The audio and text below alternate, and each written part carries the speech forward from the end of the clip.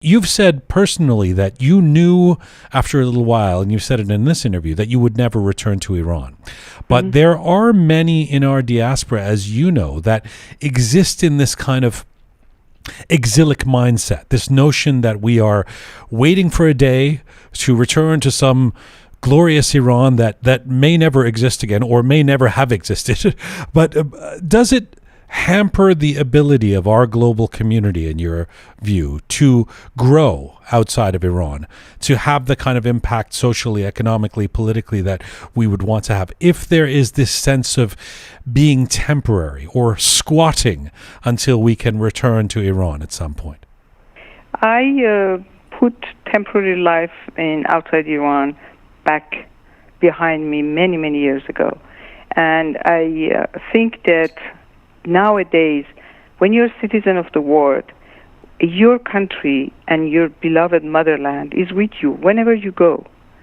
It doesn't mean that you should live in a geographic premises to be Iranian. You can be Iranian whenever you are, wherever you are, and whenever you go.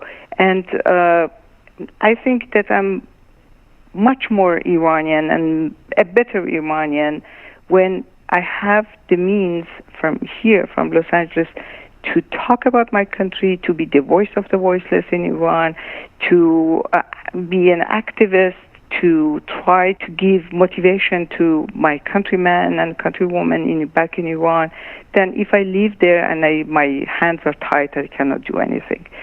So I see these temporary Iranian resident living outside Iran, especially in Los Angeles and California, getting old.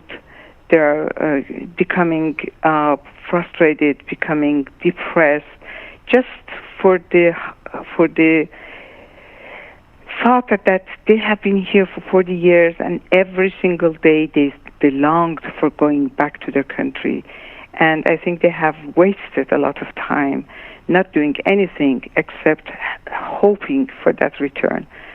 Everybody can do something, and if something happens to Iran, if the regime is changed, we can always go back. But I think that we haven't, the way that I think and the way that I see the situation right now doesn't mean that I should waste my 40 years here not doing anything, just except hoping going back.